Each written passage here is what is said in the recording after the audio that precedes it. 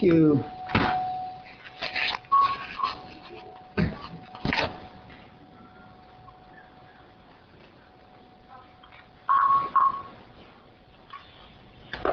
Anybody out there on the conference call? Wendy here. Hi, Wendy. Was that you, Bridget? Did I hear you? Did I hear Bridget? Did you hear speaking? Yes. I hear it too.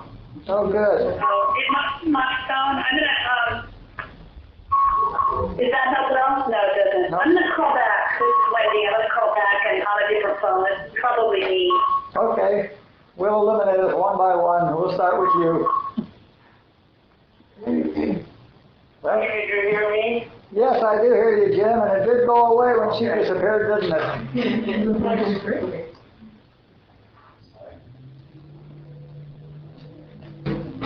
All right.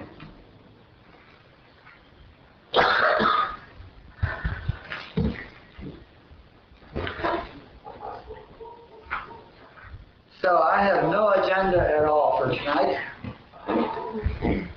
I was looking through my notes, and when we started the kids class, I had 9 pages of notes, and between the kids class and these 4 or 5 weeks that we've done, they've all been brought up at least once.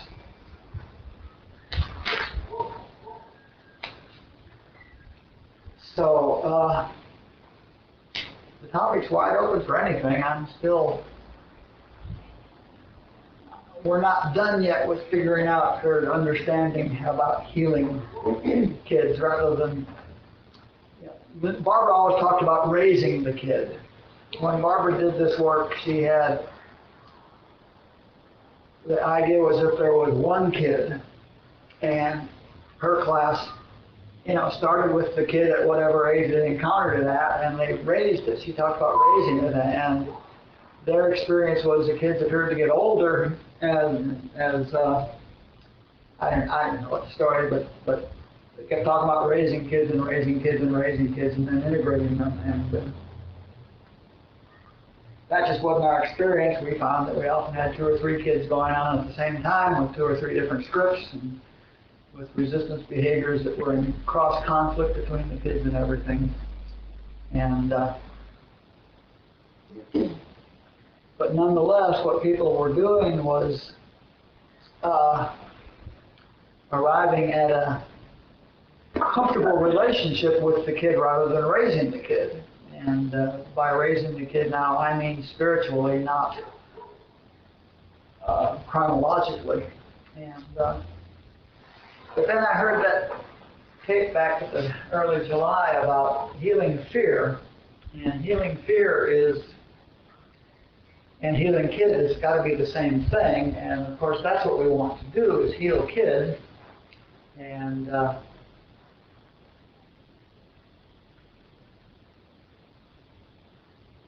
problem is that I haven't found any practical use for that yet. Certainly, healing the kid's just a false belief. Why wouldn't we heal it? Why are we doing all this work? Why wouldn't we just heal it?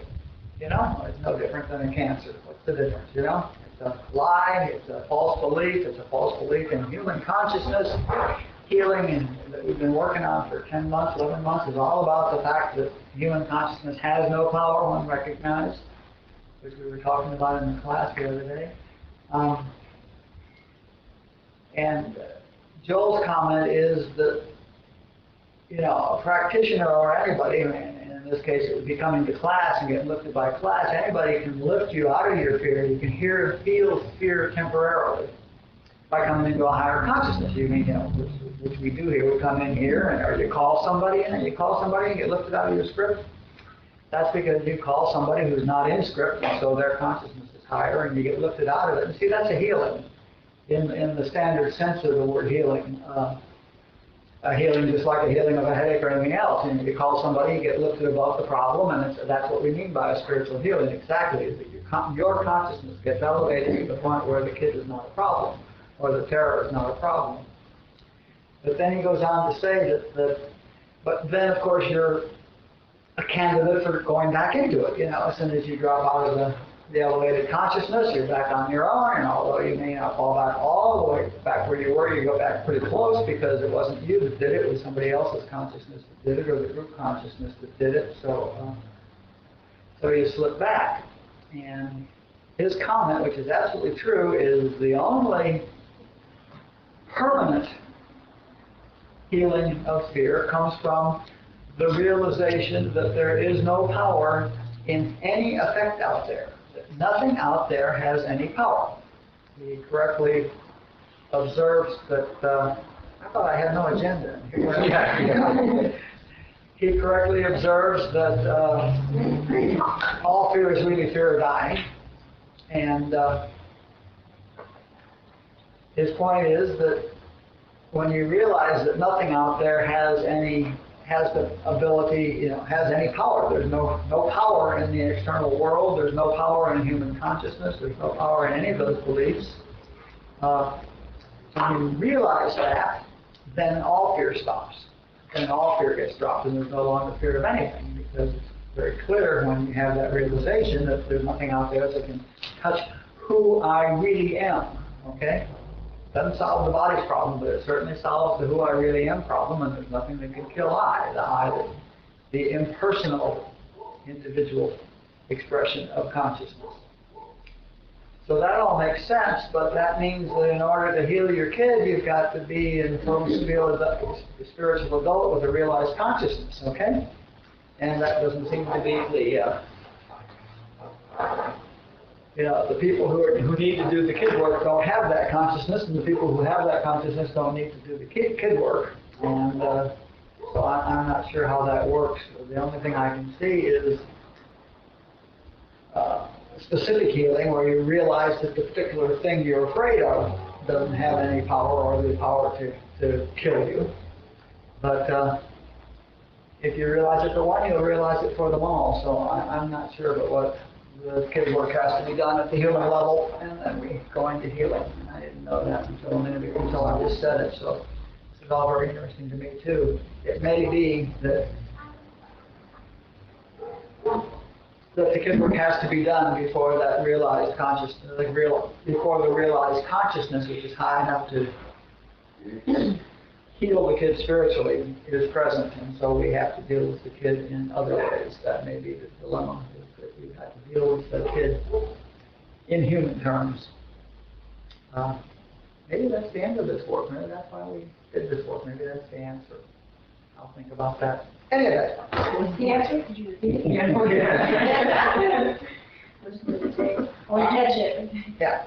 The answer is that we can't heal, that we can't permanently heal kids. We can lift kids. When you call somebody else for healing, you can get lifted out of the kid's problem in the moment, but we can't, that there can't be permanent spiritual healings of kids, that the kid work has to be done at the human level, and the kid has to be gotten out of the way before the attained consciousness is sufficiently high to heal. Okay, so there's always been a sort of a hierarchy of consciousness in Joel's work. He talks about people, the first level of consciousness, above students. The students who get a little higher become tape group leaders, and being a tape group leader requires a consciousness. A serious tape group leader has a higher consciousness, and prepares the room and prepares the consciousness and invites people into their consciousness and plays the tape, and those people eventually wind up doing a little bit of teaching as well. But he always said that the tape group consciousness comes first, and then you slowly move into the practitioner, the healing consciousness, and then from the healing consciousness you move into a full-on practitioner consciousness, and then from the practitioner consciousness you move on into the teaching consciousness. And that hadn't been my experience. I found that the teaching consciousness certainly came first before the practitioner consciousness, so I don't know about that either. But I think the point is that a level below, before tape leader consciousness, is getting the kid and script work done. I think before we have any level of transcendental, I think the script and kid work is about attaining the first level of transcendental consciousness, the consciousness that's necessary to reach the is that so state, the drop all concern state at step 5 of the script work. The consciousness necessary to that is probably the first level of transcendental consciousness, and you have to get there. If you want to keep that level, you have to get there through your own blood, sweat, and tears in the human world and material world. Maybe that's the answer or something. Yeah, go ahead. Okay, so don't we all do that on our own on a daily basis? We go in and out of consciousness where we're in and out of fear. Sometimes I can just be overwhelmed with fear, and then I can get a grasp and realize that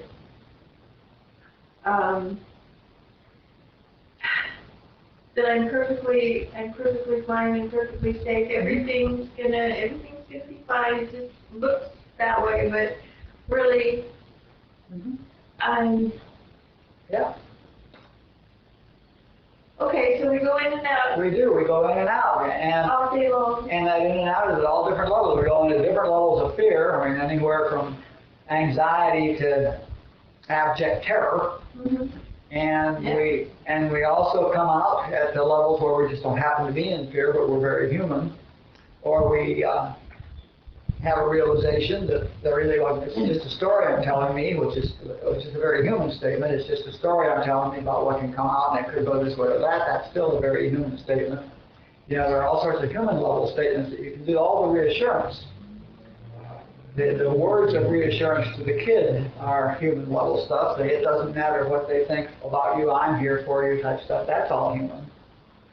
But And when you get busy and you get present about what, you're into what's going on at the moment, then you forget all about it. yeah, but when you get present, when you're in the moment, you may forget all about it because you're focused on something else, or you may forget all about it because the point is that the transcendental consciousness is the consciousness that's high enough to realize that there never was a problem. That there never was anything to fear, that there never was any fear, in fact, that all of that was part of the illusion. So there's all sorts of different levels of not being in it, as well as all sorts of different levels of being in it, is what I'm saying. And I think the answer to this is very simply that the scripting kid work has to be done first, although Barbara's students had 25 years of studenthood before they started the scripting kid work, so it's all probably different for everybody, and probably no resolution of the whole mess. For me, I'm sorry to switch it. There appears to be a high buzz going on this phone. Is there any chance you can speak up or turn up? Or? Yeah, it's not here. I will speak up, of course, but we're not hearing the buzz. We were certainly hearing the beep that Wendy was talking about, but that went away when she hung up. Okay, thanks. You want to call back in? Maybe the buzz is on your line. We don't hear it. I don't hear either. Okay. Hi, Christy. Okay, and everybody's muted? Well, that's not causing the buzz anyway, but the buzz must be on your line. I don't hear it either, so it must be. Okay, thank you. I'll call back in. So in any event, that's all we know about that. So what else? Whose questions? Sharon, anything you want to say? This is the last Monday night class we're doing, so jump in. Do whatever you need to do. Hi. Can I ask for help in healing and lifting? Sure, absolutely. That's what we're here for. Because it just occurred to me because I have this, it's really hard. I have a really hard time calling and asking to be lifted, but my head is telling me I've had this chronic physical appearance of unwellness for decades, and this can't be possibly healed. And I've tried all human beings, and and it's just I can't even. It's so hard to even ask. And there's sometimes there's power to just put it out there at the group level. Sure. So I'm just asking for lifting on this because I think it's real and it's hopeless. So ask us every day. I mean, We have I have a little email list that I put together of the people that came to the Monday night work, through the entire 59 series of tapes, a little practitioner group, which I will send any request out to that come to me. If anybody asks me, sends me an email for help, I just immediately blast it out to the entire group. So I'll be glad to do that, and of course you'll get one back, and so having gotten it back, you'll have the email list, won't you? So you can blast it to everybody instead. There's no need for me to be the intermediate. But the other thing I recall Margaret saying in the Mind and Intellect work, she says, that in a practitioner group, in a group of dedicated people who are all available for spiritual healing, anyone can take it on for the whole group because the whole group is available and doing the work. So if you ask me, you're asking the whole group if we're really linked together. Now, we haven't developed that level of a group consciousness yet, but I hope that this little practitioner group will develop the group consciousness so that we don't, in fact, have to physically get, there should be no reason why we have to email everybody and tell them that's what's going on, but we're doing that now, and we'll do that until we don't need to, so. Tonight we'll ask for help, and that's good, and if it's there tomorrow, drop me an email, and I'll send it to everybody. Christy did that many days while she was dealing with her truth problem. And we had a couple of other things, and Al was asked for help, and I sent it out. Donnie's called for Eddie, and I sent it out. So let's work on that because it's also a good opportunity for the group to practice, and it's the practicing that is what actually does the work of lifting the consciousness. Does it have to be a physical healing? No. There is no such thing as a physical healing. All there is a lifting, a rising in consciousness to the level of realization that the problem doesn't exist. I can't, whatever the problem is, I can't have that problem. We can. But the I that I am, can't have that problem, okay? And spiritual healing, Joel says the first thing we do is drop the person and drop the problem. And how can you do that and have a healing? Well, you do that so that you're not caught up in the problem, and what you do is heal yourself. You lift yourself to the point that you're consciously aware that there can't be a problem. You get as high as you can, and if the person has reached out to you, they get lifted by that. So spiritual healing is strictly in consciousness, and it's strictly lifting the consciousness to the point where the problem never did exist. Okay? The realization is not that I don't have that problem anymore. The realization is that I never did have that problem. Lee thought he did. Lee showed the appearance of it, but I never had that problem. That's what the healing is. And that's the consciousness that, it would be really good if we worked on this until we developed a level of consciousness that did that consistently. Joel had got to where he was healing 80-85%, and I don't expect us to accomplish that, but if we were having, 50%, that would just be an incredible demonstration of the fact that truth is truth, okay? Which is the only reason Joel did it. It's the carrot. But it's the proof, it's the demonstration that this is true. That's why Christian Science got to be so big, because it worked. Christian Science was Mrs. Eddy. And 30 years later, there were 3,000 churches and 15,000 practitioners in 25 countries, okay? That's because it worked. No other possible reason. So it would be nice if we could demonstrate the truth of this arm waving and moon pointing. And so we practice. It's also the practical way to develop your own consciousness is to do healing work, which is to say, whenever you see an apparent thing that needs healing, lift yourself to the point where you realize that's not true, that's just an appearance, that's the concept I have about it, that's not what's happening. Okay? That's the work that lifts yourself to into the transcendental consciousness, unless you just get there.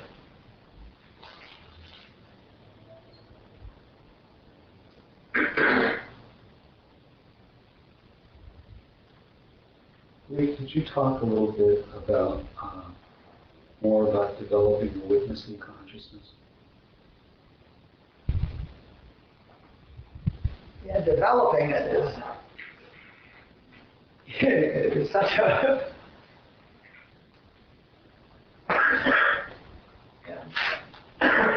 developing the witnessing, you can't develop the witnessing. First of all, you cannot develop the witnessing consciousness. It is currently in you right now, fully developed. What we do is we get rid of the stuff that's preventing us from noticing it. It's the most obvious thing there is, the witnessing consciousness, you know. But if I'm in the soap opera, then I'm all caught up in that, and I'm all full, or if I'm, which is to say, if I'm in script, or if I'm in fear, or if I'm in anxiety, or if I'm in anything at all, you know, or if I'm having a reaction, or if any of that stuff's going on, then the witnessing consciousness is totally obscured by all the stuff that's going on. You know, I mean, if you're looking at anything at all, then you're not aware of the witnessing consciousness. Another way of saying witnessing consciousness is awareness. It's awareness itself. And you will all agree with me right now that you are aware. You're aware that you're sitting here, you're aware that we're talking, you're aware that I'm saying words right now, okay? And so you're used to being aware of something, but you're always focused on the something rather than the awareness itself. And so I can back it back one step for you. Are you aware now that we had this little brief discussion? Are you now aware that you're aware? Okay? Now that's a step back. And now I say, who's aware that you're aware? And that, of course, is the witnessing consciousness, isn't it? Who else? Who else could it be? You know, I mean, that's what we mean by it, you know. So that's what I mean by it. And that's the trivial exercise to get there. The other trivial exercise, semi-trivial exercise to get there is the awareness exercise, which is why I keep bringing that up. About every 2 or 3 months I start beating the awareness exercise drum again, but nobody ever listens to me. But the awareness exercise drops you directly into the witnessing consciousness. You know, when you are aware of the silence, you are witnessing. You know, awareness is witnessing. You know, when you're witnessing the silence, what that means is that you're witnessing nothing else than you are just the witnessing consciousness. You know, and that's the transcendental consciousness. Robert called it choiceless, effortless, pure awareness. Choiceless and effortless, of course, because there can't be anybody there to choose or make an effort. So that's what that's all about. And it's as trivial as being aware that you're aware. The question is, who's aware that you're aware? But you see that usually we're so caught up in the drama that not only are we not even aware that, you know, usually we're so sucked into it that not only are we not aware that we're aware, but we're not even aware that we're in emotion, or we're not even aware that we're in drama. We're not even aware of we're not even aware of ourselves at all. What we're aware of is whatever the drama is about. Okay, we're completely engulfed by whatever the drama is about. And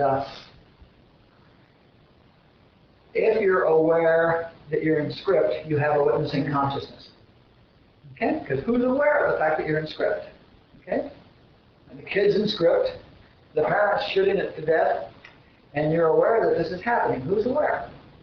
The witness. So we just proved now that the witness is another word for the spiritual adult, which is another word for transcendental consciousness. You know, the amount of spiritual adult in year, we say, is the amount of God consciousness you have in year, or the amount, or the extent to which you're aware of the presence of God. You can see that the words are all the same, you know, and if we're all saying the same thing, it's all transcendental consciousness.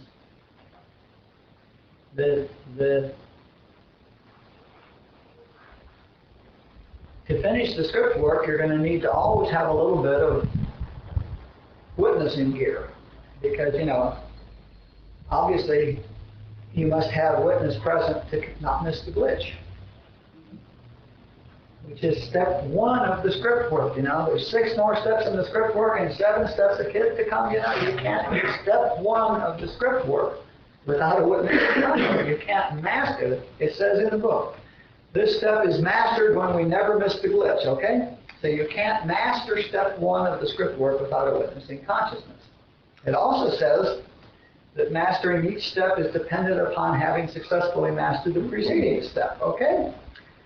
So we all either have a witnessing consciousness or we're at step 1 in the script work. Or, to be kinder, when we're not in a witnessing consciousness, we're at step 1 in the script work. It's all this nonsense. It's an interesting class tonight. Where's this stuff coming from? This is fun. I guess we're wrapping it up tonight, aren't we? Clear? Good, thanks. You want to share? Yes. Yeah, well, Kathy says, yeah. You served the slot. I need to share that. Kathy says she wants to share first. Too Okay. But you can share. I could get the witnessing thing. I think that's why I'm smiling, just because. Good. Yeah, you got it. When you were sharing a class the other day, you were demonstrating a witnessing consciousness. Right. And I'm finding it funny. I think I'm finding things funny because I'm kid is still acting out. It's like I feel like a light bulb's going on in terms of getting this stuff. I shared in a couple of classes, and but a couple weeks ago, I just was in a hotel room where I had done one stupid thing one more time, and I was like, okay, I get it, yeah. Anyway, and but I'm still at this kid, and it's funny, it's a little bit of, she just gotta get some stuff out. And I was on the phone with my sister the other day, and she's for like half an hour, and the whole time I was like, it didn't bother me at all. But I had a little thing yesterday afternoon, and I left class. I shared my class, and I left. And like one shift, and I'm thinking I'm gonna go home and make my husband a nice little dinner. I was in a great mood, and I called him and said I'm gonna stop at the store and I'm gonna do this, and I walked in the door, and I didn't realize that part of the reason my kid was pissed is he 2 weeks ago he had asked me for money, and we've got issues about his finances and mine. And he had asked me for money, and I handled it incredibly well because it was a week of where the heck is it coming from? My brother's living with me. My other brother showed up on my doorstep needing money, and they're wrong at the end of the week asking for money. And I was just like, I remember thinking, man, I'm doing really well because I just was like, I looked at him and I said, it's just paper. I wrote a check and I handed it to him. And I remember thinking, each time I did something like that, I go, I look around, like, who the heck said that, Anyway, and so I've been fighting about it, but I realized it upset him to ask, and he was like a child when he asked me because they were upset to him. I put my face and said, it's okay, And before it would have been, well, we've had a number of occasions. It was one of the reasons it took us so long to get married because I'm like, I don't want to be the breadwinner, And he's been doing really well, and we hadn't had that in a while. Well, I realized that I think my kid was pissed because he was poking at me for 2 weeks. And I realized it last night because I came home, I was in this great mood, wanted to make him dinner, I thought everything was wonderful. My kid was actually excited about going to the grocery store and playing. And I walked in the door, he was laid into me like you wouldn't believe. And I could feel my kid going, enough. And I had to, and it wasn't even like a glitch, it was like, I know I don't want to go there, but I let her go. I just was like, and it was kind of like, and there was, when I looked back on it, after the fact, well, what the heck happened? I realized he had been at me. He was so mad, and it was, I have a real issue, the script read of some sort. He will talk really horribly in public, in front of the people, and I'm like, oh. And I've had a conversation, we've had, counseling about it, and it doesn't bother him, because he's explosive in terms of his temper. And we've had conversations about it many times. I'm like, please don't snap at me in front of the people. So anyway, he'd done it probably 6 or 7 times over the last week, and my kid was sick of it. And he did it when I got home because my brother was there. My kid just worked into him like there was no tomorrow. And after the fact, I didn't feel bad. I was probably in a script, and I let the script, and I let her act out, and I let it go, and I almost afterwards was feeling feeling kind of comical about it. And I know it was one of those, this is not good, this was not good for our marriage, and I destroyed the man, destroyed him. I mean, of course, when he came back at me, but it was just turned horrific, screaming match. And it wasn't until, I'm like, this is not what I do. I walked away. My spiritual funny. I said, okay, you've had enough. But I just, he screamed that I had to go to the grocery store and I had to get a helmet on. And I said, you what? I said, you want a nice little wife sitting at home, make more money. I was horrible. I was just horrible. But I could feel myself watching it, going, you shouldn't do this, shouldn't go there. But I let her go. And then,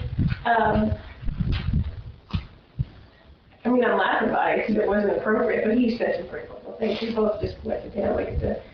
And at the end of the night, I don't know why. It's not that I don't feel bad, I do, but I think my kid is just like, enough. Mm-hmm. And, this is just not acceptable. Where before I'd probably be a little bit, my spirit was always be alone, and I was accepting that kind of behavior because, I nobody else wants me, and if I let him go, whatever it's for. But now it's like, because he was talking about, I'm going to leave, and I'm like, and I didn't yell at this point. I said, that's what you need to do, which surprised him. I said, that's what needs to happen. I said, but this will no longer continue, this kind of behavior on both our parts. And I don't know, I haven't seen him. We went to bed and didn't talk, and we went to work, and I haven't seen him since. And I'm kind of laughing about it only because it's like, I don't know, maybe my kid feels good that she stood up for herself. Well, who knows what, It's still true. Yeah. Whether you've got a witnessing consciousness going for you or not, it's still true that all the uncried tears have to be cried and all the unshouted screams have to be screamed and all the repressed anger has to be released before you're free. Right. It's funny, it felt more like me reading this script and going with it than it did about him reading mine, if that makes any sense. Mm-hmm. I was in motion. Could be. He was obviously in script. When he's doing that, he's in script. Yeah. And you're powerless if you're not in spiritual adult. But like even as I'm reading more, I say about healing, but I feel like we need healing, but at the same time, it's like, I want to be up here. I want to stay there. Because I don't want to be dragged down anymore. And of course, I'm letting it drag me down. It's all me. So practice. Practice. Mm-hmm. It's like it's going to punish me for stealing money. Isn't that what I mean? No. He's mad at himself because he has. Yeah, it's fine. Mm-hmm. Exactly. Yeah. If I become the bad guy, cool. Thanks. Yeah. Jeff. Yeah, this is Jeff. From my perspective, I'm not really seeing the problem that we're talking about because a year and a half ago, before I started doing this work, I had this incredible pain in my back and my neck and my shoulder, and I was knees, and emotionally I was a little off for sure, and this and that and the other, and I asked a friend who had been to this class to help me. Because I didn't know what else to do. I've been to chiropractors, and I've been to some massage therapists, and I've been to this, that, and the other. And so that began to work here for me. He told me first to go to this one woman that was intuitive sort of yoga lady, and then she led me to another intuitive massage therapist. And I'll tell you, in my consciousness at the time, the first thing she said to me was,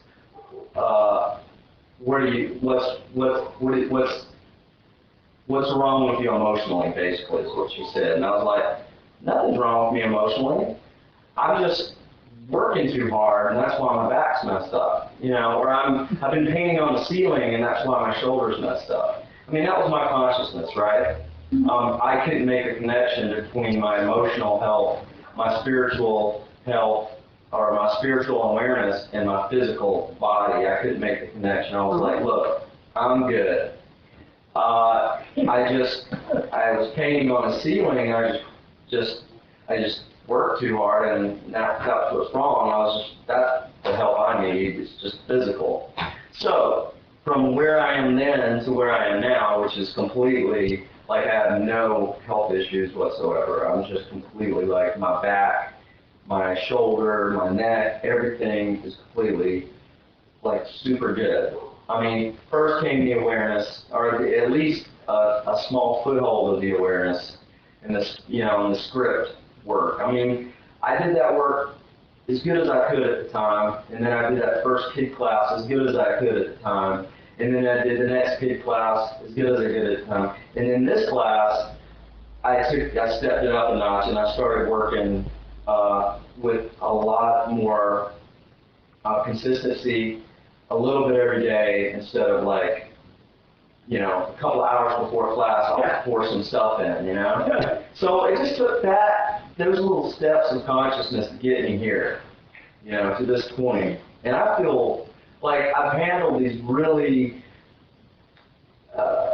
situations that would have just threw me for loops, like over the last couple of weeks, really well. I mean, I've processed them really well, and I feel like I'm demonstrating to my human aspects the power of this consciousness, and I feel like they're coming toward me, and I feel like they're trusting me more and more, and so I'm not seeing the problem because I'm progressing like this. I feel like I'm progressing like this, and I hope I'm going to keep progressing like this. I'm going to keep doing the work and keep raising the awareness and keep understanding the problem and teaching myself and doing the work, and hopefully I'm going to see. So I'm just not seeing where the problem is. I'm thinking at this point I have the hope that I'm going to achieve some an amount of consciousness where I'm going to be able to demonstrate on higher and higher levels my and by that I mean you are achieving it. Yeah, it's not going.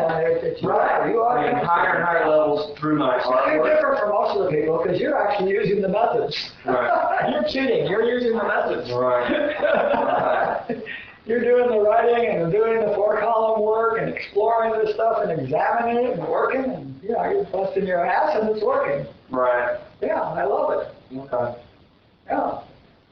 I think it's great. I just love what you're doing. And you absolutely should expect to be continuing to have the emotion diminishing and the consciousness heightening, because it's the practice, That's the whole point of you weren't here for most of the 1959 case, but the whole point of all those tapes was, that it's the practicing that develops the consciousness. It's not the reading the books. It's not the knowing it. It's not the listening to tapes. I mean, all of that's necessary so that you know what to practice. But it's the practicing that raises your consciousness, and only. And as far as the healing goes, I was talking to a guy with a lot of back problems. He's just going to have surgery yesterday. And I told him my story, and maybe he's, going to be in him understanding my path and my story. Maybe he will set him on the path for that. But, I can't touch him and heal him, but, maybe he'll see that, a lot of this is not only in his mind. I mean, he does have back problems, but, how much of that is just like my back problems. Tell him about the Sarno book, by the way. Okay, I'll do that. Yeah. It's referenced in the book. I know, I've seen that. Give him that reference. Because the guy makes an incredible statement. Yeah. It says 100%, not 90%, not 95%, not 98%. The guy's a scientist. Yeah. 100% of chronic back pain is due to repressed rage. Right. Wow. The other thing I have is a comment on, I hear a lot of people talking about my kid loves to do this and my kid loves to do that, and that's confusing me because it's my understanding that kids are angry, they're pissed off, that's the nature of these kids we're talking about, is they're they're really whiny brats. And I mean, you tell me, just correct me here, because I don't know. I didn't know they could feel. I thought spiritual adult is the one that feels joy, feels, that stuff, and the It kids. certainly is true that it takes a spiritual adult to feel joy. But kids do, human aspects, human parts of us do love to do things. Okay. I mean, your experience with your kid is what it is, but human parts of us love to do things. And one of the things that human parts of us love to do, for instance, is very unspiritual adult things, like bust his chops when he's picking on me all the time, The kid just loves it when you, Okay, I got you. ream him a new one. Yeah. Your kid just loves to ream him a new one, right? I like to ring them. Yeah. That's what they're talking about, but it's still a kid, and that's definitely kid, and it's resistance behavior or defense or something like that. So that is kid. Yeah. And it's not joy. And it doesn't bring them what they want, because they have this funny thing that, if they do this, then the person's going to be different or something like that. That kids don't realize that the harder you push, the harder the resistance is.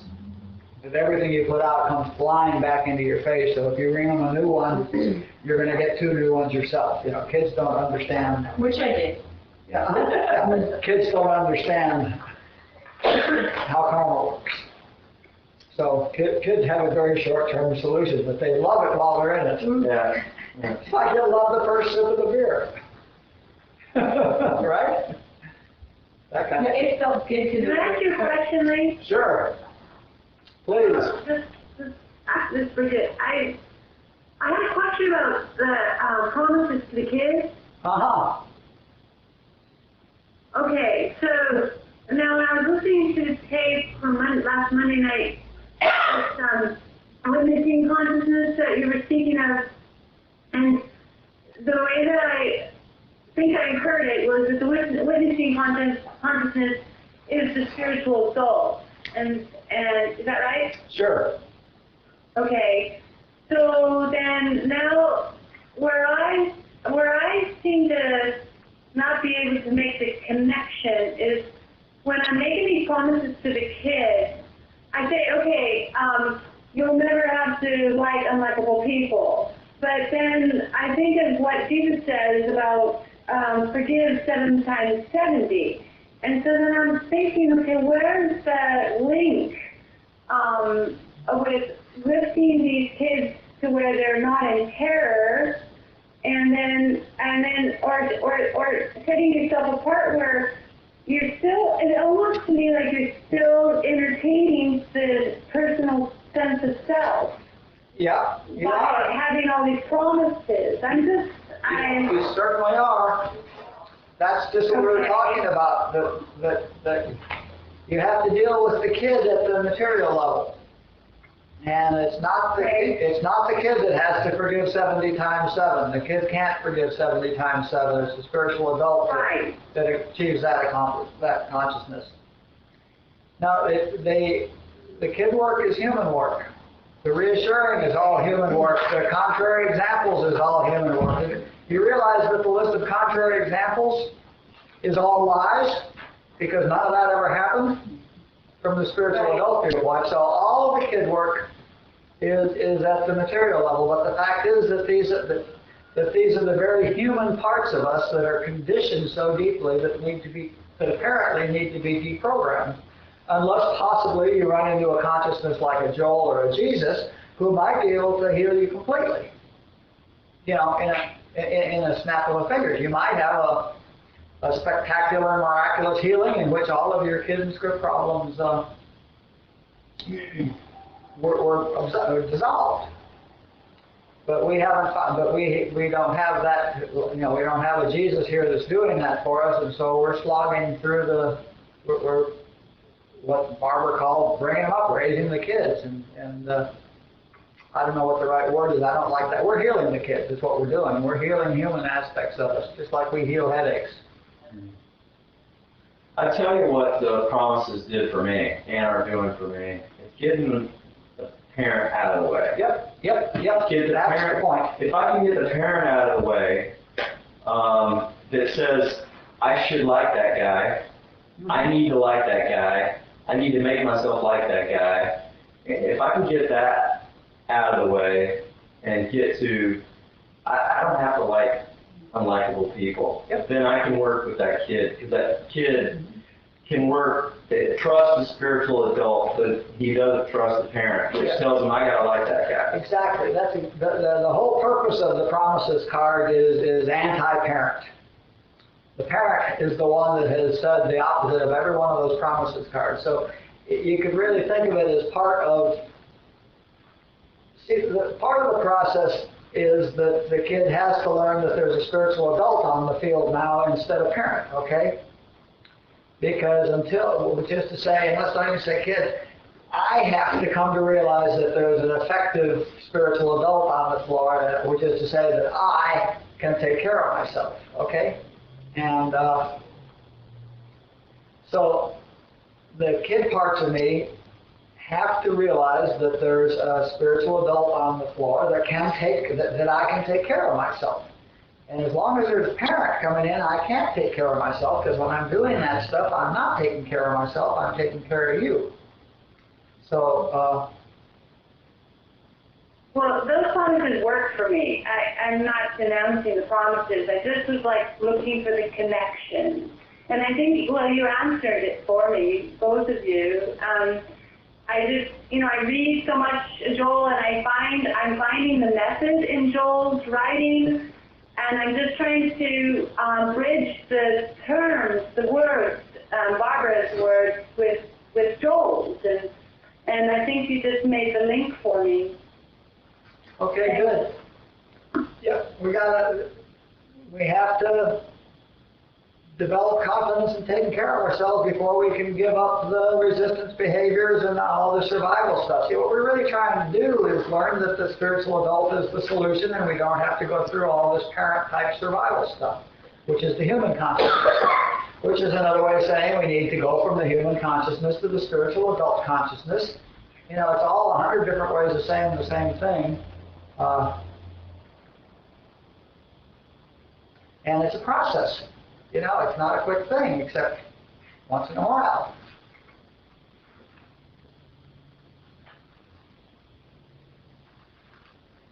Who else?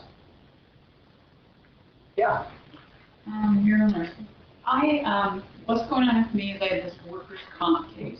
Mm-hmm. And what this process is for me is, what I like is so nice is to feel good, and I have that contrast, and I had it yesterday when I got out of that feeling strong and centered into that fearful place of what am I doing, and why are you making waves, and you shouldn't have said anything.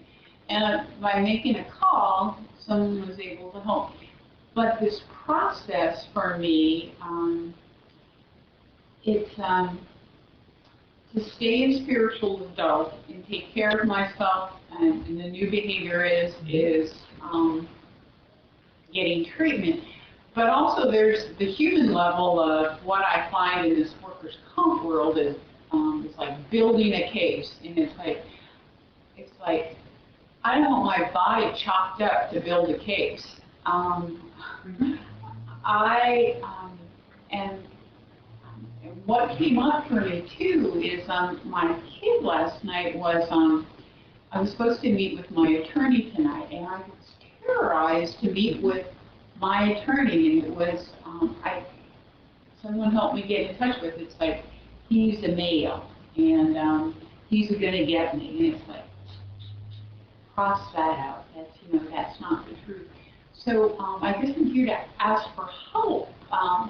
My attorney on Wednesday, it's like how to keep in spiritual adult and also take care of myself in a way that I haven't done in the past. Does that make sense?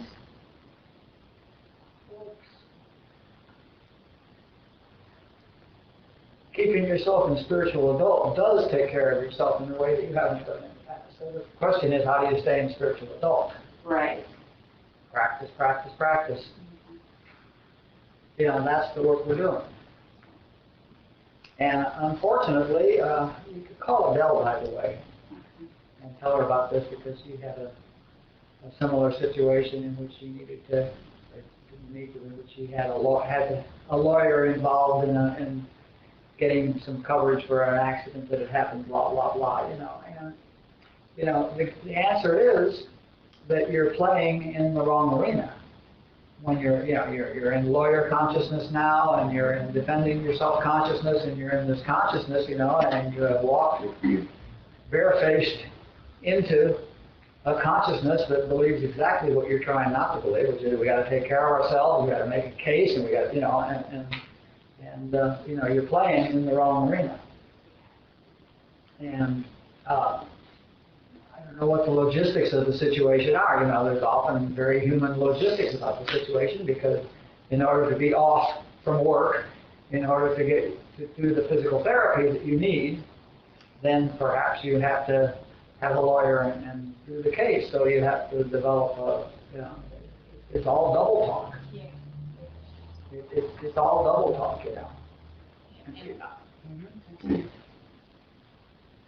And, you know, it just depends on where you're operating from, what you can do. You know, you might just choose not to make the case. You know, if you're,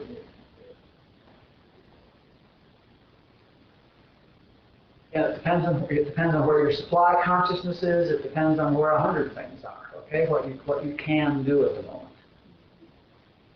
But there certainly are some truths you can, you know, if you understand that you're going into the lion's den. When you go into the doctor's office, when you go into a doctor's office, you're enlisting a guy to find something. You're asking a guy to spend his best energy finding something wrong with you.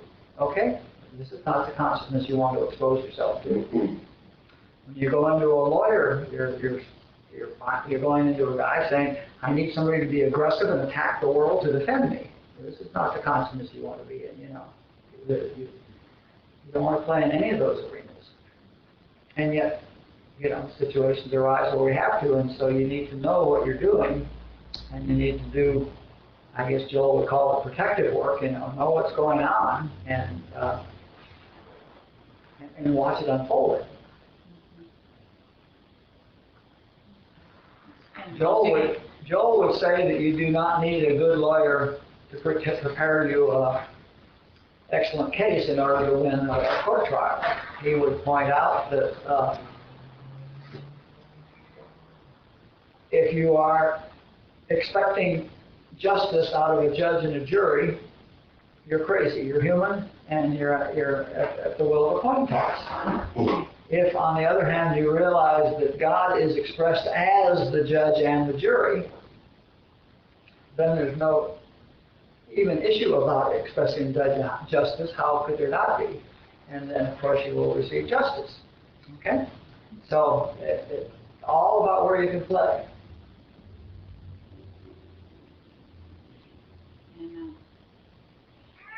And there's the fun of it in that respect. Yeah. If you can play with it. If you can go to a lawyer's office and play with it, listen to what he's saying and tell your kid, yeah, listen to him. Boy, he's really caught up. And I'll say, well, come up here and I'll catch you, but I'm not going to talk to you.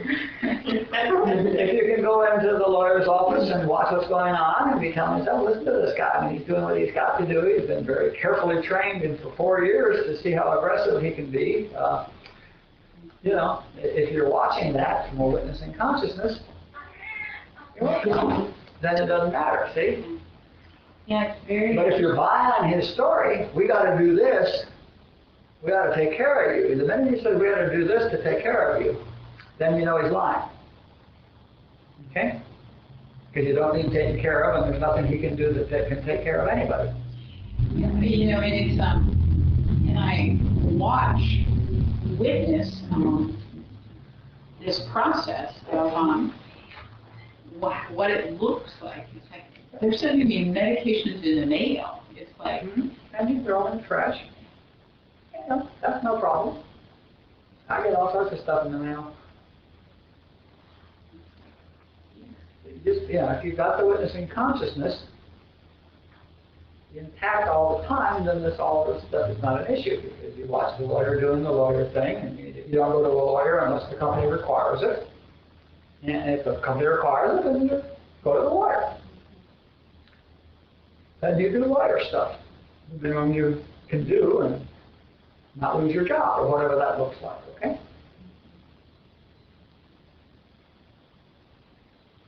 And the same thing with the doctor. If they're required to go see a doctor, then you go play the doctor game.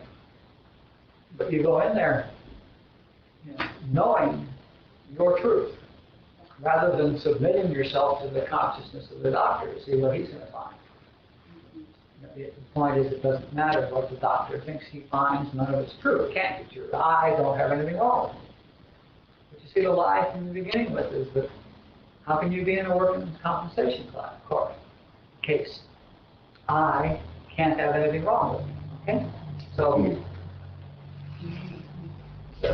you have to play the game where you are. You have to deal with it at the level of consciousness you are, and all you do is come from the highest level you can come from, and you grow. That's practice. It's hard practice. Thank you. Adele finally, told the lawyer in this particular case, I don't know, she'll tell you the story, but finally she just decided she wasn't willing to submit herself to that anymore, and told the lawyer to wrap it up. This is your last talk with me, and told her to wrap it up. This is to the doctor. This is the last time you're going to see me, and just stop. Stop playing the game. She refused to play, didn't care about whether, But she truly was at the place where she didn't care what the outcome was. That was because the outcome, the apparent outcome, is just part of the game, and that's all in the human world anyway. So, so he does the best you can. You feel what you need to do, and if it goes work with the lawyer because that's what the boss wants, then you do that. And you just play where you feel like you're playing, because you have to be true to yourself, and you are where you are. What did you say about the lawyer? Treating the judge and jury as out-picturing the God? That's that? I don't know what I said about the judge and jury, that you should not expect justice from the judge and jury. Right. Because the judge and jury are human. And there is no justice in the human world. Is a coin toss, as we all well know. What you expect is justice from God expressing itself as the judge and jury. Knowing that only I am in the courtroom results in just. That's an invisible supply, right? Huh? That's in the book, Invisible Supply? I don't know, I've never read Invisible Supply. Okay.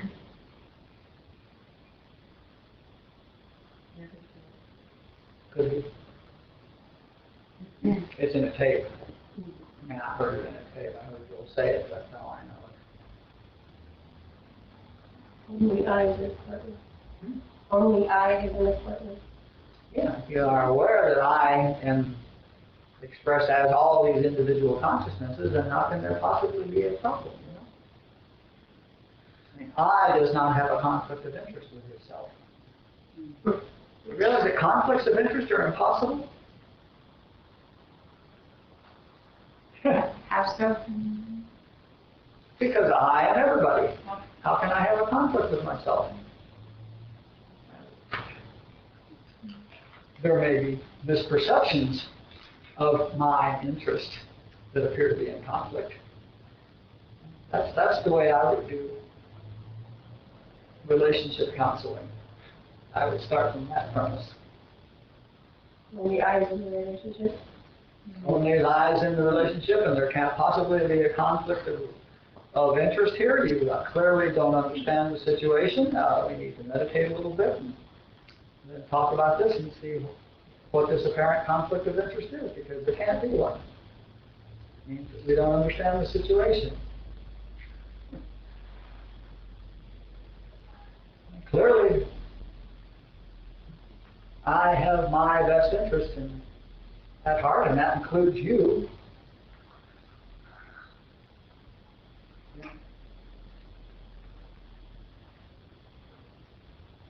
What else?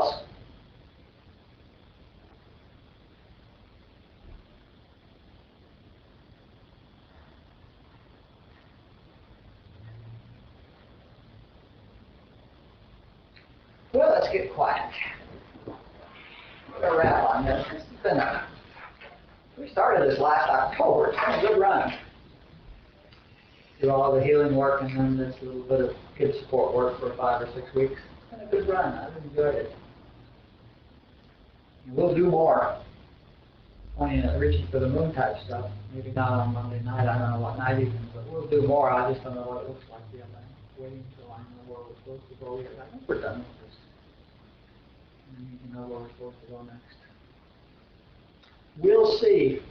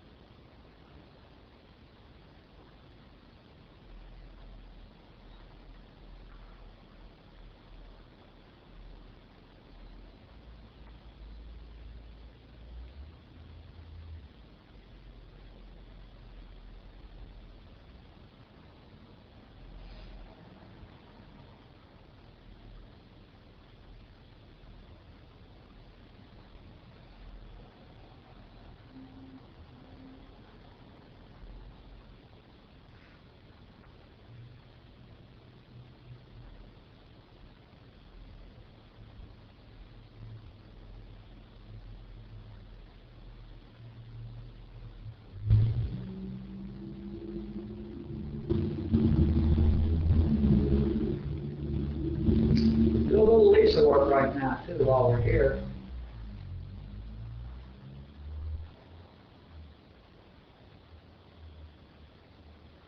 Get rid of that nonsense too.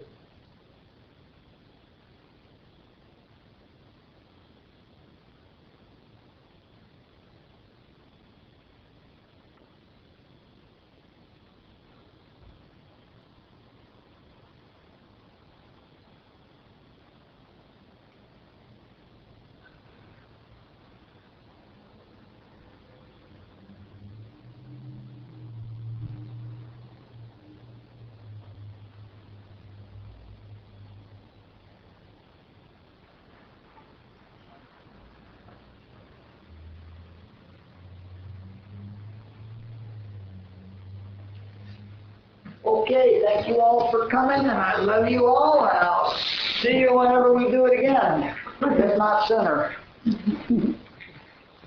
Bye, everybody. Bye-bye. Bye. Good night. Good night.